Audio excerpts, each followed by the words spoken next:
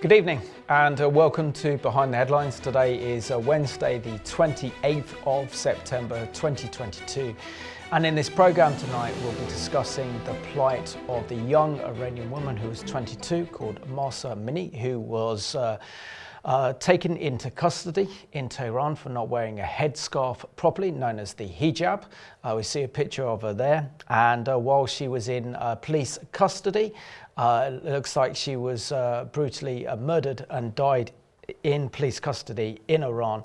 And of course, this has sparked the largest protests and demonstrations in Iran's history since the Iranian regime came to power in 1979. That was 43 years ago. And so we're asking, is this the beginning of the end of the Iranian regime? And have the regime pushed the Iranian women too far? Reagan, it's great that you can be back on Behind the Headlines. I know that you've been doing a lot of funerals and weddings and doing a remake of Four Weddings and a Funeral to bring up to date. So it's good to have you back on the programme. It's good to be back, Simon. Good to be back. And what an important topic to come back to. It's a topic that's very close to my heart as for some time. The people of Iran have been on my mind and in my prayers, particularly as in our church we have had a number of men who have themselves faced great ostracization from their families because of their faith in Christ from Iran. I've been to Kurdistan. It's interesting, you know, that the Kurds have been very vocal in expressing their condemnation of Iran over this particular event, especially not least because Mahsa Amini was from Sakhez in Iran's Kurdistan province. Just within the past hour, I read a breaking news story just now that Iran has actually launched a deadly missile strike into northern Iraq in retaliation for their support of this. So honestly, such a tragic loss of life.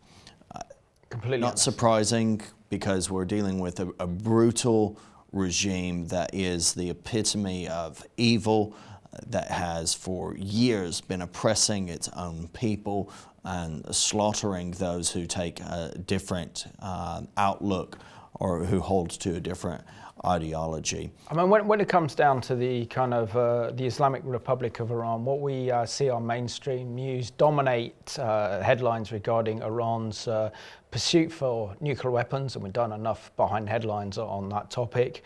We know that their leaders, the supreme leader of Iran, Khomeini, and before him Khomeini, and as well as the former Iranian president Ahmadinejad, has called for the destruction of the modern state of Israel. They've even doubted whether the Holocaust actually ever took place. I know that Ahmadinejad had a conference entitled A World Without Zionism back in 2006. The Iranians support Hezbollah in southern Lebanon, their terror organization. They support Hamas, Palestinian Islamic Jihad. They are sponsoring so many wars throughout and terror groups throughout the Middle East. They're propping up Assad's regime. They have international terror networks going throughout the Middle East, into Europe, into Africa, and also into South America as well.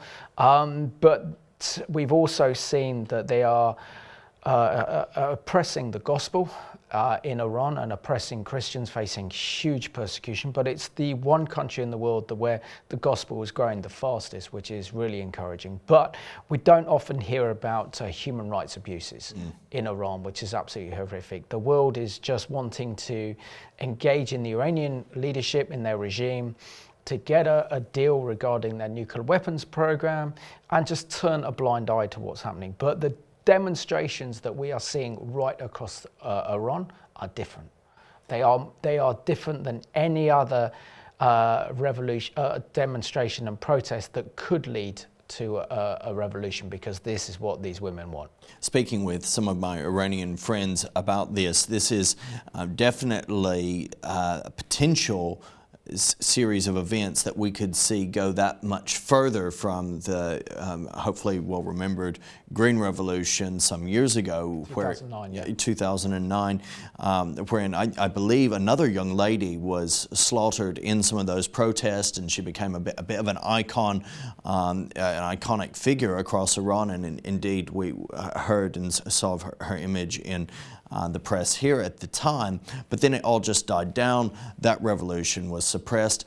This one is different, and it's actually making very concrete set demands against this compulsory rule, against this rule that is saying you must wear a hijab. Now, if you go back to that picture that we showed a minute ago of Mahsa Amini, you can see that she is wearing a hijab there. She's wearing it in a fashion that is very common among Kurdish women, herself presumably being from that Kurdistan province, having the close connection, if not just to that province, but to Kurdistan itself. So culturally, she's fitting in with the normal Kurdish. But also young Iranian women do that as well. Yeah, as a way of defying against the regime, because many of them play cat and mouse against the Iranians, called a police, morality police, that actually check on Iranian women whether they're wearing the hijab or not. So in a case, she would be fitting with a lot of young Iranian women her own age as well. So just to remind you that we are live and we are interactive tonight. We'd love to hear from you. So either feel free to email into the program or text into the program. And the big question for tonight's program is, has the Iranian regime gone too far in its war against women? I think it's also important to say what happened to Mahsa Amini, because it's absolutely horrific. So essentially what happened is that she's a 22-year-old woman. She's from, is it Saik in Iran's Kurdistan province. She was on a family trip with her family to the country's capital, that was Tehran, and this was on Tuesday the 13th of September, only a couple of weeks ago, when she was arrested by the so-called morality police for not having her head covered properly. And according to eyewitnesses, she was beaten as soon as she entered the van that was transporting her to the station for her education. According to Mahsa Amini's brother, speaking to Sky News, he said the following. He said that they were confronted by the morality police, and when they saw Mahsa and the others decided her hijab was not incorrect, they tried to, this is the family, ask Khan, her brother, tried to explain to them that they were not in their home city, that they were strangers in Tehran, and please take into consideration, and pleaded not to be taken away. In the struggle with the police officers, they pepper sprayed Ashkin in the face and forced Mahsa into the van to take her to the morality police. Yeah, so what we see happening there, they've come from a significant distance away. Tehran is the epicenter of fundamentalist Islam in Iran. Outside of Tehran, you can have some variations of practice and variations of enforcement. Every place is going to have support for the regime, less so in that Kurdish region. And so they're there in Tehran, they're visiting, and these morality police, they have a few different things going. First of all, there's the hijab. She's not wearing it in the normal way. She is also from this particular region. That probably didn't do her any favors. They're going to be cracking down in line with their dystopian ideology. I mean, the very fact that they're called the morality police, that's the proper translation of it, just says how twisted this social construct within Iran actually is. Now, Glenda asks a question. Hi, good to see you both. Are there any males who are supporting the women in this situation? I dearly hope so. And Glenda, one of the things that Simon's already referenced is the en masse protests that are occurring not just in Iran, but around the globe and in London as well. And if you look at some of the video footage of those protests, you'll see that the vast majority, especially of those in London anyway, I was looking at some of the footage the other day, are actually Iranian Iranian men who are protesting outside the embassy on behalf of their sisters in Iran who are still under oppression. This has united virtually the whole majority of the Iranian people against the regime. And now this is what happened when she went into custody. Her brother obviously was interviewed, who's from Kurdistan in Iraq, was actually interviewed by Sky News, the first family member, this week. And he said that witnesses who saw her being taken in the van told the family what happened next. He said during the journey to the police station, she was tortured and insulted. He said after arriving at the police station, Miss Mimi began to lose her vision and fainted. She said it took 30 minutes for ambulance workers to reach her and an hour and a half before she got to hospital. She said that they said that there was a report from the Qasr hospital in Tehran that effectively said by the time she had reached the hospital, she was already dead from a medical point of view, in which the regime tried to cover this up. And then we had a funeral, and her funeral sparked kind of protests and demonstrations against the regime. The women there tore off their hijabs and said death to the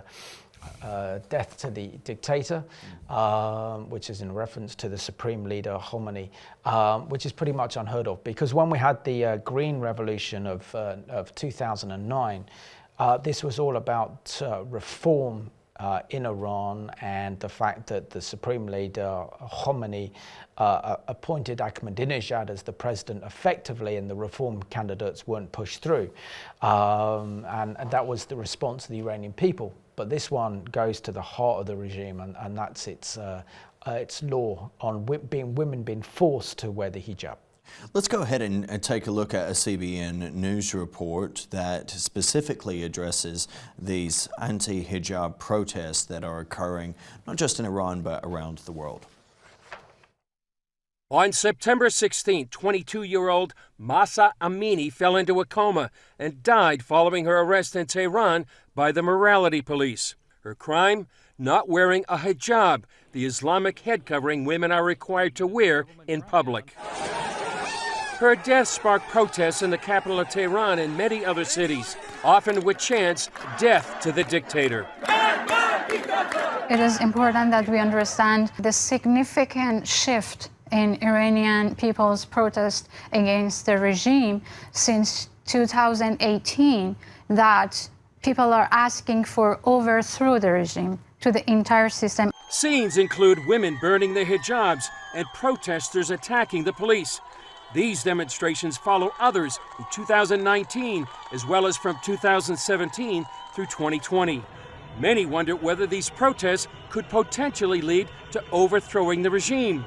Myra Yazdari was born in Iran and escaped in 2012, and now serves as producer of CBN News Farsi.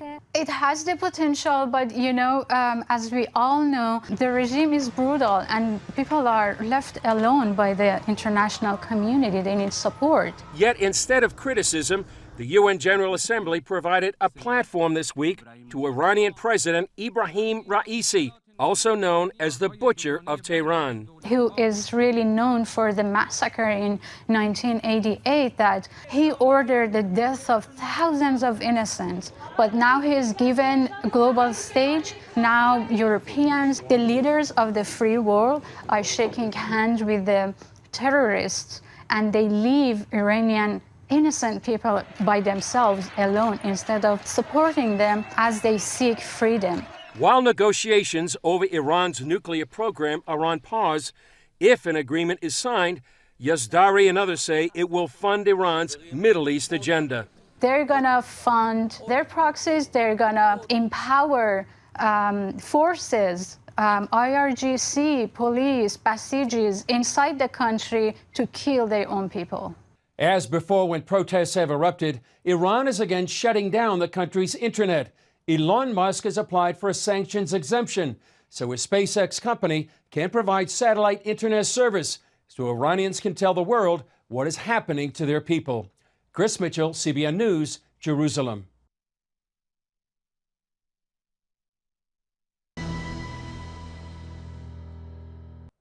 Thank you to Chris Mitchell of Jerusalem Dateline and CBN for that report there. We have this from Dylan. Good evening, Simon and Reagan. This is one of the worst crimes I have ever seen, to beat that gorgeous and beautiful woman to death. And these people are totally insane. Who makes the laws in Iran? Well, Dylan, that report that we've just showed highlights that, again, it is the fundamentalist Islamic regime that is over. You have a president who is a fundamentalist Islamist. You have others who are behind that president who are associated. And bear in mind as well that they are heavily influential in and also influenced by terror groups like Hezbollah. They fund Hezbollah. They fund these Islamic terrorist organisations. They are the world's leading sponsor of international terrorism around the world. And what's happening to the people of Iran is horrific. They've been oppressed for the past 43 years, and they're finally getting their voice. And it's important that they get their voice and that the mainstream media pick up their stories, that our politicians and our political leaders speak up for these people because they're brave and they're courageous, particularly these brave women that are taking off their hijabs. I mean, the punishment if they get into the hands of the Iranian Basijis, which is their internal terror group, or against the police, comes with torturing and murder and being placed in the notorious women's camps that are absolutely vile. Linda has some helpful theological perspective here. All of us currently on this earth are either believers of the Lord Jesus Christ or the devil. And these people are not of God, so the devil will do and does tell his followers what to do. Women are very low on their radar, so it's only prayer and a complete turn to our Lord that will ever change them. Or obviously until God's millennium is here, praise God, He will come soon. Thank you for that, Linda. And indeed, it is something that we as followers of Jesus Christ must be praying into, actively asking for the deliverance of the Iranian people from this horrific evil.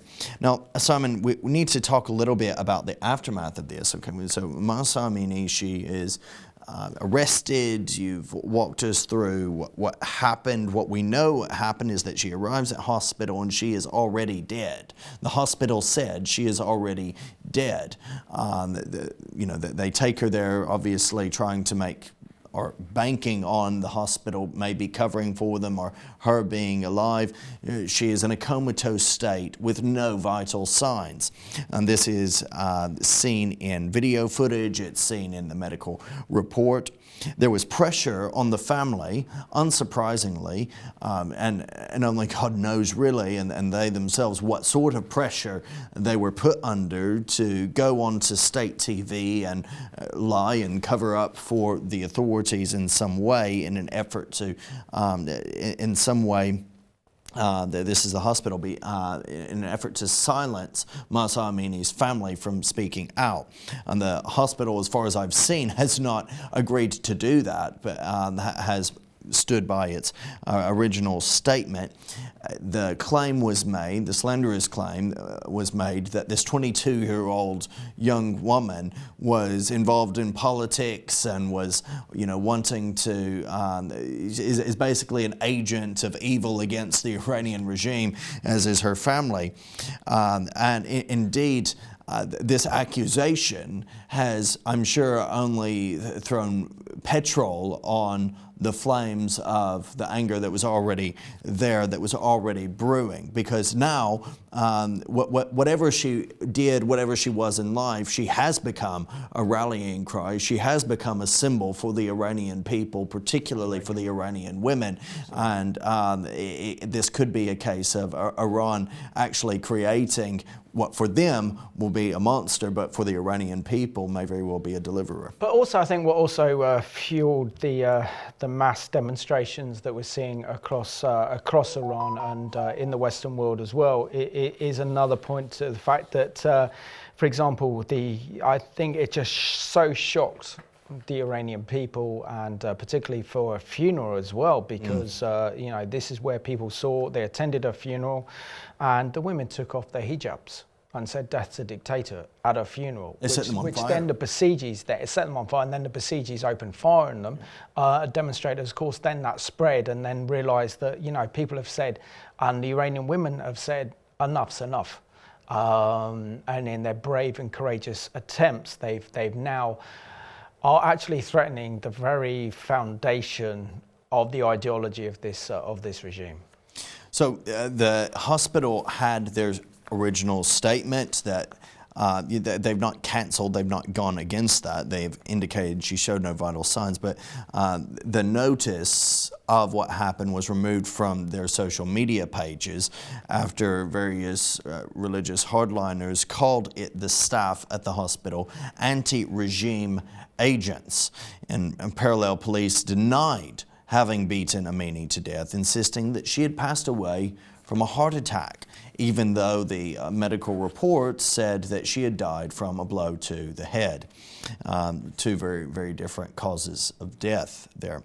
Compounding the lie that nobody bought, least of all her family, who said she had been perfectly healthy, she never had any cardiac problems, nothing of the sort. President Ibrahim Raisi, as much of an Islamist extremist as the mullahs who were over him, his handlers, reportedly requested that the Iranian Interior Ministry open an investigation into the incident.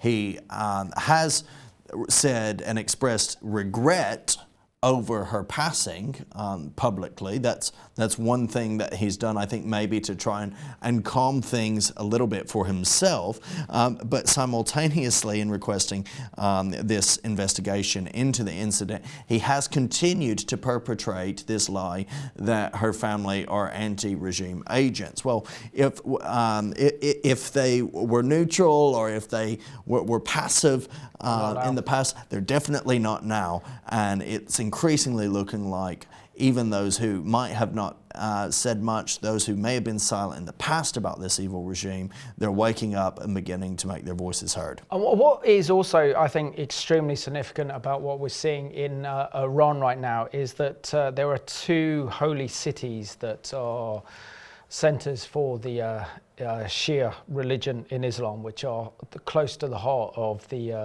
this regime. It's Mashhad and Qums, deeply religious, deeply conservative cities in Iran.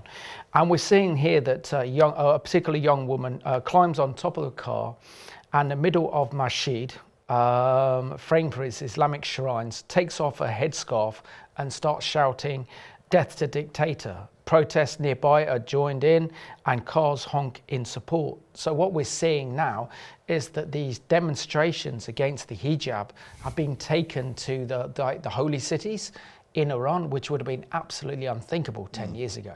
And this is showing how much this kind of revolution fever is absolutely spreading throughout the entire country, even into the strongholds, religious strongholds of the Iranian regime itself. Anita says, "Hi Simon and Reagan, it's lovely to see you both. Great to have you back, Reagan. You were missed, and I missed you guys as well, of course. This incident in Iran is terrible. That beautiful young woman had her whole life ahead of her.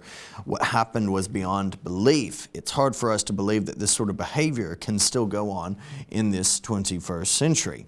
The Guardian stated that the rage across Iran at the brutal pointlessness of Amini's death has lit the fires of protest, and the increasing desperation of the authorities to extinguish it are, some believe, a sign of the growing strength and momentum of Iran's women's rights movement. Apparently, even those women who believe in the hijab and wear it themselves are not in favor of forcing women to wear it in this way. Psalm 46:1 says, "God is our refuge and strength and ever-present help in trouble." Let us pray for the people of Iran as we do daily and trust in our blessed Savior, sending love and blessings to all. Joyce goes on and says that, yes, the morality police have definitely gone too far. They are anti-women. I pray that this evil deed will work against this regime and the world will see how corrupt it is. I pray that God will comfort Mahsa's family. Eddie says, hi lads, it is evil what happened to the young woman in Iran. And then it goes on to speak of an incident in Geneva wherein the Protestant reformer John Calvin had a 14-year-old girl beheaded for cursing her parents in Geneva, I believe trying to make take a shot there at evangelical Christians. We love you, Eddie, in Birmingham. But at the same time, we have to condemn. I'm not for. Are you for beheading 14-year-old individuals in a Christian city? I don't think you can compare to the Middle Ages to what we're going through now, when we know that Absolutely Christianity was imposed upon Europe by the Catholic Church, namely the Pope, with his edicts and stuff as well, and that's why we had the Reformation. But this is not about this. And my faith isn't in John Calvin, it's in Jesus Christ. Exactly. So and this is about the plight of kind of Iranian women today in the 21st century. The year is 2022, and we're not in the Middle Ages now, but anyone looking at the Iranian regime would actually think we are in the Middle Ages, because that's exactly how they're treating their people, and that's exactly how they're treating their women. I mean, for example, the Iranian Islamic Republic of Iran requires their women to cover up in public, including wearing a hijab or a headscarf that's supposed to be completely to hide their hair. But many Iranian women, especially in the major cities, have long played cat and mouse with the authorities. So with the younger generations particularly wearing loose scarves and outfits to push the boundaries of conservative dress. We know that her death, this is Mahsa's death, has sparked nearly 2 weeks of widespread protest and unrest that's reached across the Iranian provinces. That has brought students, middle-class professionals and working-class men and women into the streets.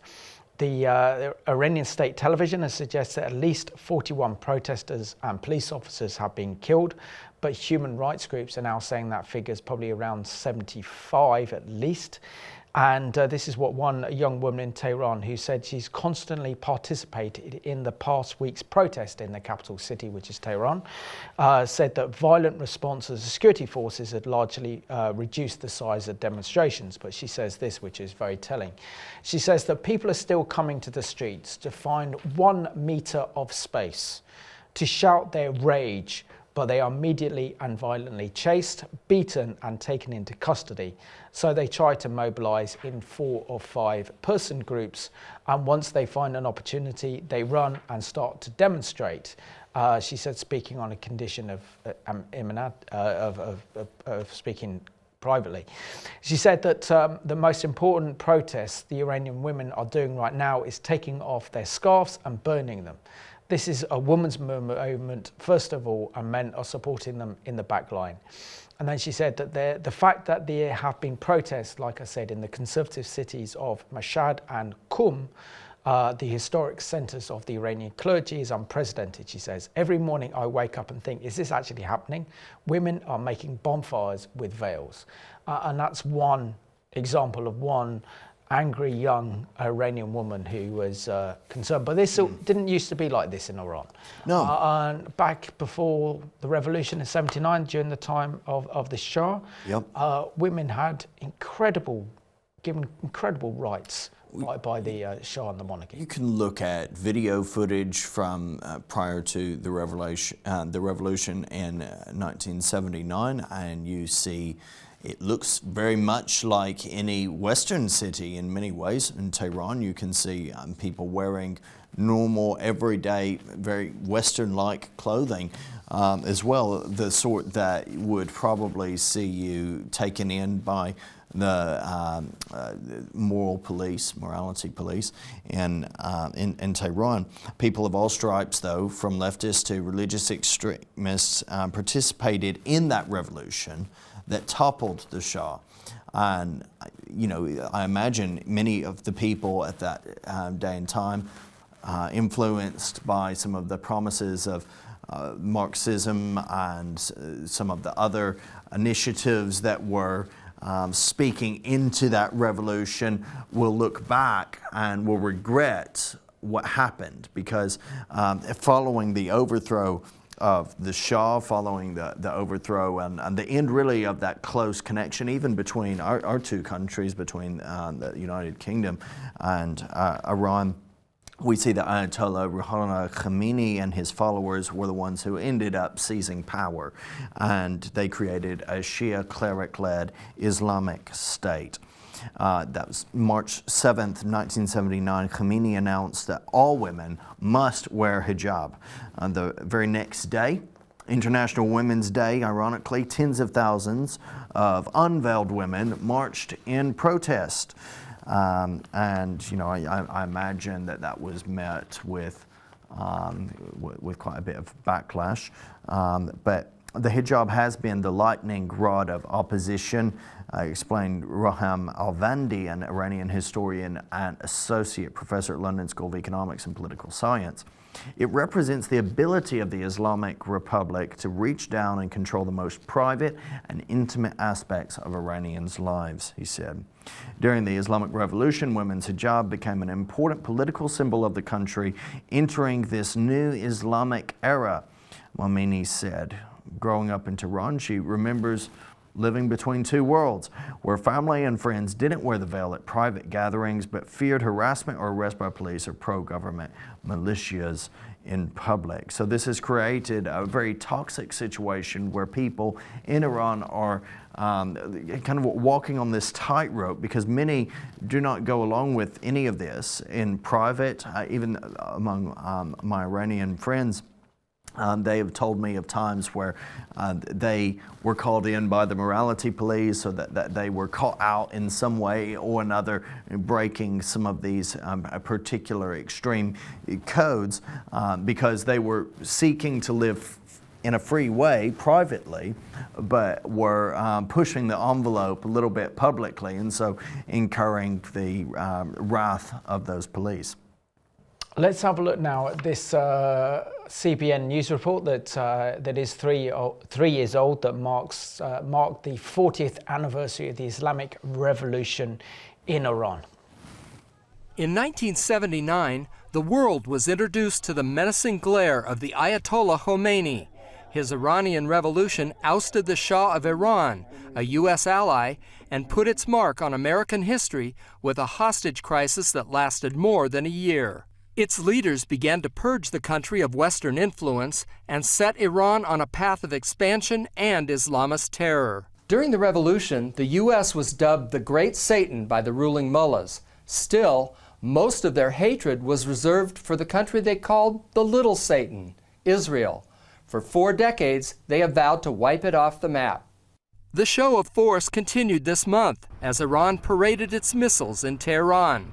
I think a clash is inevitable. Middle East expert Michael Widlansky says, according to Israeli military sources, Iran has armed Hezbollah in Lebanon with enough missiles to bombard all of Israel for weeks. Lebanon itself is so well armed with Hezbollah missiles and rockets that Israel could face every day not 10 rockets, not 100 rockets, but 2,500 rocket attacks every day over a period of 3 weeks. And that doesn't take into account Iran's nuclear program. In last year's UN address, Israeli Prime Minister Benjamin Netanyahu exposed a secret nuclear site with 300 tons of nuclear material. Now, I also have a message today for the tyrants of Tehran. Israel knows what you're doing, and Israel knows where you're doing it. Israel will never let a regime that calls for our destruction to develop nuclear weapons. Not now, not in 10 years, not ever. While Widlansky warns Israel can take care of itself, he worries if the mullahs aren't stopped, their grand design could swallow up the region. The Iranians want Shia Islam to be the face of Islam. That means they want to go after Saudi Arabia, Iraq, Kuwait. They want to go after all their neighbors and project their force all the way to the Mediterranean and to the Atlantic. They want to go through Lebanon and then through North Africa. They want to go through Yemen. They have a real expansionist process, which is similar to what the communists and the Nazis had. This is not just a religious calling. This is very serious power politics strategy playing. John Waggy, CBN News, Jerusalem. Well, again, thanks to CBN for that very helpful news report. We do have some other emails. This is from Sonia. Good evening, Simon and Reagan. Was Iran a Christian country before Islam? Sonia, no, it was not officially a Christian country before Islam. Prior to the modern country that we know of as Iran, of course, speak of Persia. Persia is modern Iran. It was a little bit more expansive than that. But what we do see is in the Acts of the Apostles, present at Pentecost were Persians, Parthians, and Medes. Medes being the predecessors of the modern day Kurds. So they were present there. Christianity predates Islam. Now, in terms of the primary religion, and it's still practiced by small groupings within Iran, the official religion that you'll read of is Zoroastrianism, which is a very ancient pagan and mystical type faith. But hopefully that answers your question and you can do some further research into it. Hi, Simon and Reagan. Let's see, there's some thanks that we're speaking up for truth and are able to share topical world news from a biblical perspective with godly wisdom and discernment. And there's a reminder that in the future, this will not be a live program, and you'll miss the live program, and we'll miss the interactions, but there'll be many other opportunities for you to tune in and share your thoughts as well. Thank you for that. Thank you for that, Bill. Yep, so I think it's important that when we're discussing this issue that we are really focusing on the plight of the Iranian women. What has probably shocked me in the course of doing research for this program in particular is that this is not being carried by our mainstream news networks. There may be a little bit of coverage on it about the protests in Iran or the protests that have occurred with the police arrests in London when we've seen the protest outside the Iranian Embassy in London, but virtually nothing to tell of the extent of what's happening in Iran, that this is certainly a revolution that we're beginning to see. And this is being spearheaded by the Iranian women, and they are going for the jugular of the regime. And they're disgust at having to be forced to wear the hijab, which has resulted in the death of a young and pretty Iranian woman who's only 22 years old with had a whole life ahead of her, who was taken into custody by the Iranian morality police, and of course then died of a head wound or a blow to the head. This is rocking the Iranian regime, and so it should, because you can only oppress the people for so long until they say enough is enough and want to fight back. And so what they are asking for now is that they believe they reached a point where there is no point of no return now for the Iranian regime. If they want to stay in power, they would have to get rid of the hijab, and if they do that, they get rid of one of the central ideological centerpieces of the regime's ideology itself. Means that this would open up the regime to reform, to democracy, and their hold on the Iranian people and the regime itself would begin to collapse. So what we're seeing really in Iran at the moment is historical. This is where we should see the likes of President Biden, our own Prime Minister Liz Truss, the EU, Europeans, the UN, of actually condemning the supreme leader of Iran, Khomeini, and Raisi, the Iranian president, in their oppression of the Iranian people and giving them a voice. And this is what this program's about. So we have to pray, we have to intercede, because it's not only the Iranian people that are a threat of this regime. The Iranian regime is threatening the entire security of the Western world in their pursuit of nuclear weapons and becoming the #1 state sponsor of international terrorism. They are beyond the pale. Reagan. Here's a question. Is wearing the hijab in the Quran? I have heard it isn't. God bless you both. It is actually in the Quran. There are debates, interpretation issues, but in the Quran, the term, and there's a couple of terms, but hijab actually means like separation. It speaks of a veil. Some will interpret it on a more liberal standing as, it doesn't. It's just modesty. It doesn't have to be a covering. But the majority will agree agree that there has to be a covering of the hair and the neck and the upper shoulders and things with some form of cloth. So there's as with anything, there's going to be some disagreement, but the word hijab is used, and it generally is applied specifically when speaking to women. So, I mean, my take on this, Simon, is that the Iranian regime is actually faithfully applying the Quran, and this shows really the depravity of Islamic ideology. But is this more to do with the Hadith? That which is the expansion and commentary tradition. Exactly, the interpretation of the Quran, and I think this is where this actually comes from. But in terms of what this regime represents, I mean, it's under President Trump, the regime was on the verge of economic collapse, and had he won the 2020 presidential elections, I'm not getting into dispute today about the election result. We're not talking about that today. But you know, had he won outright that election, this regime would have been over by now, and it would have collapsed purely because of the economic pressures that are placed on it. Now, I think what's interesting as well is that Biden is wanting to push the Iranians into making a deal on their nuclear weapons program, which essentially frees their nuclear weapons program by only a few years, give them billions and billions in sanctions relief, and particularly looking now at the high cost of natural oil and gas. The Iranian regime was set to make billions out of that. And so why reward a regime that is a state sponsor of terrorism? They oppress their own people, but now is a need for a change of policy on behalf of our governments to support the Iranian people in their struggle for freedom, democracy, and they deserve the rights that we have in the West. And these women have the right to decide whether they want to wear the hijab or not. Yeah, absolutely. And you know, the teaching that's there, if you want to look it up, Surah 24, it has a little bit of commentary there, Surah 24.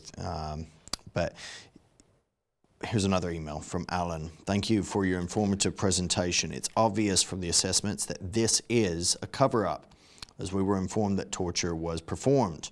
Where does this fit in with biblical prophecy of the end times? Until now, all internal affairs within Iran were fairly well suppressed. Now, does this mean the regime will push to divert attention by launching attacks against Israel? It is sad about the young lady and those who have lost their lives subsequently, but does this enable the church to rise up in Iran? We need to continue to pray for the church in Iran, and an opportunity to share the gospel will open new doors and for those who stand against the regime. Well, Alan, there are approaching 1 million followers of Jesus Christ that we know of in Iran at this moment. And definitely we do need to be praying that they will be emboldened to speak truth to power in this day and time, that they will be faithful in reaching out with the hope that is in Jesus Christ, taking those opportunities that are there, that God would protect them and keep them safe in so doing.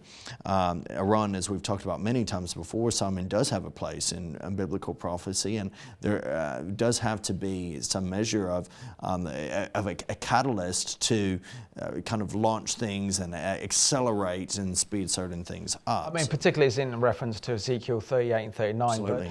But thinking on my way here to the studios and how everything we're seeing now fits into kind of Bible prophecy, many Bible prophecy students believe that the regime has to stay in power because it plays a major role in the war against Israel in Ezekiel 38 and 39 when they join up with the Russian Federation. And we see that President Putin is becoming very, very close to the Iranian regime as well as the Turkish regime under Erdogan. But Erdogan is reaching out to Israel because he's seeing this natural gas and thinking he can make a lot of money out of this. So he's now making diplomatic relations with Israel.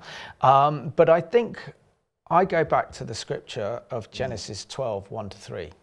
I will bless those who bless you and I will curse those who curse you, meaning Israel and the Jewish people. This regime for the last 43 years has done nothing but curse Israel and the Jewish people. It has threatened their annihilation, it's threatened their destruction. About 80% of all Israel's security services are dealing with Iranian-sponsored terrorism. directed at Israel, from supporting Hezbollah in the north with 160 to 180,000 rockets targeting Israel, as well as Hamas, Palestinian Islamic Jihad, as well as supporting the Palestinian Authority as well. And so everything they do is wanting to bring about the destruction of the state of Israel. Their ideology, you could say it's Nazi. It's Nazi-esque. It's very similar to that of the Nazis, but they will have their day because God will only allow that hatred and those curses made against Israel for a period of time until He said no more. And that's why I'm very hopeful in believing that what we're seeing is a change and judgment being brought upon this regime. I mean, the natural floods that they've had in Iran over recent years has been on a biblical scale that you could read out the book of Genesis with the curses that came upon the Egyptian pharaoh, the floods, the earthquakes, the droughts, the bird flu, which has been their main source of food. The absolute judgment, economic judgment upon this regime, but it's still bent on trying to acquire the world's most dangerous weapon. And I think what we're seeing now is that God is giving these Iranian women the courage to stand up, but also the impact of the gospel is also having in Iran as well, which is weakening the regime. And that's why we have to stand up, because we have a moral choice today, whether we turn a blind eye to the suffering of what's happening in Iran, or we speak up for those brave Iranian women. We speak up for the Iranian people, and we say that they're not the regime. They want the freedoms that we have in this country, like they had it before in previous decades. So we've got to support them as much as well. And this is what this program about is: giving them a voice, but also to pray for them as well. Absolutely, Simon. The Iranian national football team has made a statement standing in solidarity with the women of Iran as they covered up the national symbols by wearing jackets before their friendly match with Senegal on Tuesday evening, showing solidarity with a protest against the repression of women in their home country. It will be interesting to see what lashback they get, if any, as a result of that. What Iran's regime is going to want to do at the moment is try to take some of the international attention off and the international heat going against their football team just before a World Cup. If they were to take any action at all, is going to just put the magnifying glass on them even more, I think. But we see that they wore black jackets, black being the color universally for mourning, while the national anthems were played, concealing the country's colors and badge. And the match, while we know this, and there's images that are there of it, it was played behind closed doors by edict of Iran's Football Association. With no audio. Yeah. So what we have going on is, at the same time outside, there's this attempt to kind of cover everything up and just keep this from happening to some degree, or from people seeing and making their voices heard. There was a sizable number of demonstrators who boldly gathered outside the football ground, and their voices were heard on television feeds. Absolutely, which is extraordinary as well. So on Sunday just gone, the influential Iranian forward Sadr Azamoun spoken out in support of the protest via his Instagram account. He wrote this: "At worst, I'll be dismissed from the national team," wrote the Bayern Leverkusen player. He says, "No problem. I'd sacrifice that for one hair on the heads of the Iranian people. This story will not be deleted. They can do whatever they want. Shame on you for killing so easy. Long live Iranian women." And of course, England begin their opening World Cup campaign on the 21st of November against Iran. But it's absolutely extraordinary that here we have the Iranian national football team, who are the national symbol of the Iranian country and obviously its pride, all coming out and supporting these Iranian women. It's unheard of. It's unprecedented. And that's what I think is so important. And I just find it extraordinary that our mainstream media are missing this huge, massive story. And it's only going to get onto news headlines if, sadly, there are more deaths of more Iranian people and get out. But the rest of the world is not even interested. But for a person I don't particularly like that much, and that's Elon Musk, he's doing an amazing job with his satellites. He's giving because the Iranian regime has shut down communications. They've shut down the internet access for ordinary Iranians to find out what's going on in the country. And he's using his satellites to give the Iranian people internet access so they can communicate and say what's going on. He did exactly the same thing in Ukraine for the Ukrainian people, and he's doing it in Iran now. It's great to see that money being put to good use from Elon Musk there, and hopefully this will be able to see things continue to spread and rise up in a way that was going to be almost impossible in 2009 with the Green Revolution. Some of the technology wasn't there. We didn't have Elon Musk and others with their privatized billions and satellites being quite as they are now. So I think, Simon, this is gaining more traction. I believe that we are going to see some modifications. I don't think change is going to come very quickly. There's certainly not going to be a complete reversal of ideology in the government in Iran. What we could see, however, is a repeat of revolution.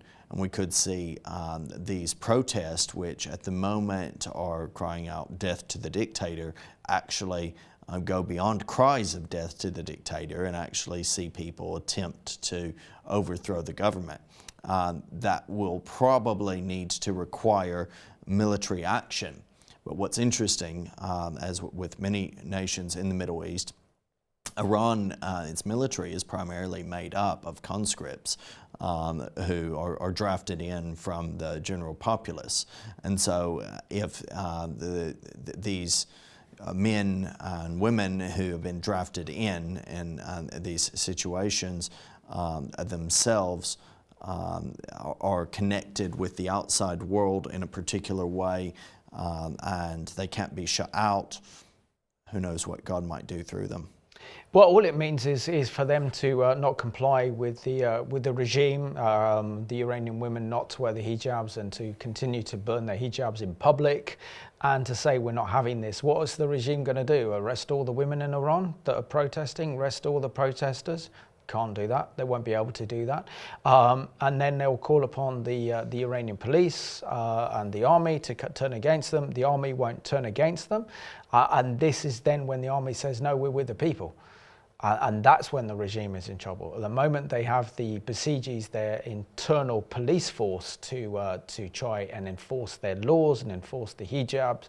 But if the Iranian army then side with the Iranian people, then the regime is in trouble, and this is the last days of its regime.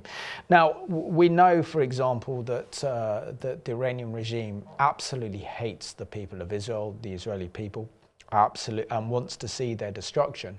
But that feeling is not felt by Israeli women who are currently standing in solidarity with the Iranian women. Reagan, it's been a pleasure to do a program with you tonight. Very much enjoyed it, but I think it's a very important topic, and it's very important that we speak up about what's happening in the world, particularly what's happening to people that are oppressed. And currently the Iranian people and the Iranian women are oppressed against this vile, evil regime. We need to pray that the Lord would protect these people, but also pray that he would move in Iran and just bring this regime to nothing.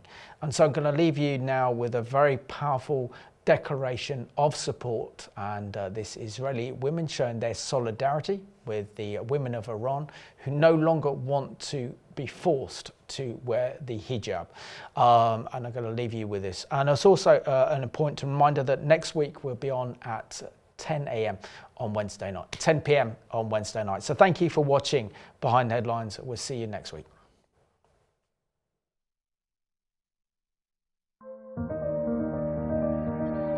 We support Iranian women. We support you.